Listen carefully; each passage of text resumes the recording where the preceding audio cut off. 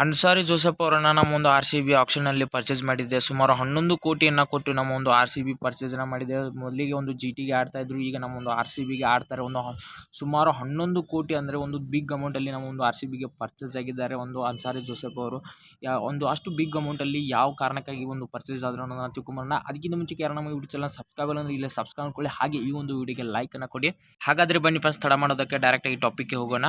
RCB ಆಕ್ಷನ್ನಲ್ಲಿ Joseph ಅವರನ್ನು 11 ಕೋಟಿಯನ್ನು ಕೊಟ್ಟು ಪರ್ಚೇಸನ್ನು ಮಾಡಿದೆ. ಇದೊಂದು ಬಿಗ್ ಅಮೌಂಟ್ ಅಂತಲೇ ಹೇಳ್ಬೋದು. ಅದು ಬೌಲರ್ಗೆ ಇನ್ವೆಸ್ಟನ್ನು ಮಾಡಿದ್ದಾರೆ, ಅಂದರೆ ಅವರು ಅಷ್ಟು ಕೊಟ್ಟು ಅಮೌಂಟನ್ನು ಕೊಟ್ಟು ಪರ್ಚೇಸನ್ನು ಮಾಡಿದ್ದಾರೆ.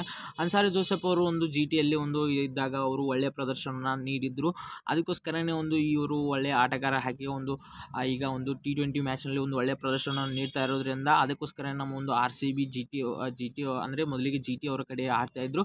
ಈಗ ಒಂದು 11 ಕೋಟಿಯನ್ನು ಕೊಟ್ಟು ನಮ್ಮ ಒಂದು ಅನ್ಸಾರಿ ಜೋಸೆಫ್ ಅವರನ್ನು ನಮ್ಮ RCB ಪರ್ಚೇಸನ್ನು ಮಾಡಿದೆ. ಹಾಗೆ ಅದರ ಜೊತೆಗೆ ಒಂದು ಸ್ಟಾರ್ಕ್ ಅವರನ್ನು ಪರ್ಚೇಸ್ ಮಾಡೋದಕ್ಕೆ ಹೋಗಿದ್ದರು. ಸ್ಟಾರ್ಕ್ ಅವರನ್ನು ಪರ್ಚೇಸ್ ಮಾಡೋದಕ್ಕೆ ಒಂದು ಸುಮಾರು 20.75 ಕೋಟಿಗೆ ಒಂದು ಪರ್ಚೇಸನ್ನು ಮಾಡೋಕ್ಕೆ ಹೋಗಿದ್ದರು. ಒಂದು ಬಿಗ್ ಅಮೌಂಟಿಗೆ ಒಂದು ಸ್ಟಾರ್ಕ್ ಅವರು ಅಲ್ಲಿಯವರೆಗೆ ನಮ್ಮ ಒಂದು RCB ಬಿಡ್ಡನ್ನು ಮಾಡಿತ್ತು. ಅಲ್ಲಿಯವರೆಗೂ ಬಿಡ್ಡನ್ನು ಮಾಡಿತ್ತು, ಅಲ್ಲಿ ಆಗಲಿಲ್ಲ. ಅವರು ಬೇರೆ ಒಂದು ತಂಡಕ್ಕೆ ಹೋಗೋ ಕಾರಣದಿಂದ ನಮ್ಮ ಒಂದು RCB ಅವರನ್ನು ಒಂದು ಕೈಯನ್ನು ಬಿಟ್ಟಿದೆ. ಅನ್ಸಾರಿ ಜೋಸೆಫ್ ಅವರು ನಮ್ಮ ಒಂದು RCB ಬಂದಿದ್ದು ಸರಿನಾ ಅಥವಾ ಇಲ್ಲ ಅನ್ನೋದನ್ನು ಕಮೆಂಟ್ ಮತ್ತು ಲೈಕ್ ಮತ್ತು ಕಮೆಂಟನ್ನು ಮಾಡೋದನ್ನು ಮರೆಯೋದಕ್ಕೆ